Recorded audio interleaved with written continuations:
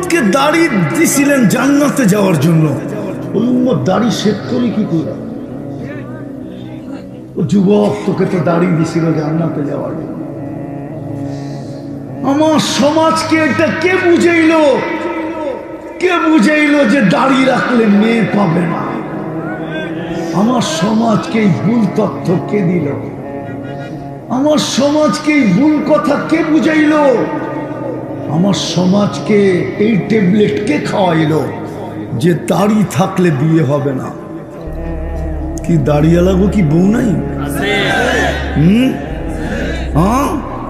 হায় হায়, হুজুর গো বাড়িতে যেটি আছে ওটি কারো কাছে নাই। যদি থাকতো তাহলে মুরাদনগরে যত নারী নির্যাতনের কেস আছে হুজুর গো নামেও 2-4টা হইতো। মুরাদনগরে একটাও হুজুর গো নামে কোনো নারী নির্যাতনের কেস নাই। নাই আছে? সারা বাংলাদেশেই নাই। মুরাদনগর কি? বাকিওয়ালাদের নামে তো কত হাজার হাজার আছে, ঠিক না? হুজুরে বোঝা নেই। হুজুররা যেটা পাইছে ওইটা কেউ পাবেও না, পায়ও না। যদি হুজুররা যেটা পাইছে যদি উল্টাই হইতো তাহলে 7,000 টাকার বেতনের ইমামের বিয়ের কোনোদিন শখ হইত না। 8,000 টাকার ইমামতি দিয়ে কোনোদিন সংসার চলতো না। যে দেখেন আপনাদের চেয়ে ভালো চলে, শুধু চলে না, গলায় দৌড়া চলে।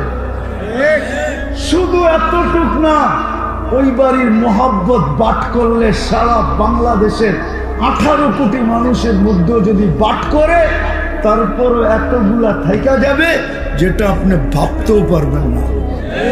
জামাইয়ের বোর কি মোহাব্বত। হুজুর আবার খেপা যাবো আমার বিরুদ্ধে বলে দিব। হুজুর গো বাড়িতে এখনো কয় আবার যদি করুণা হইতো।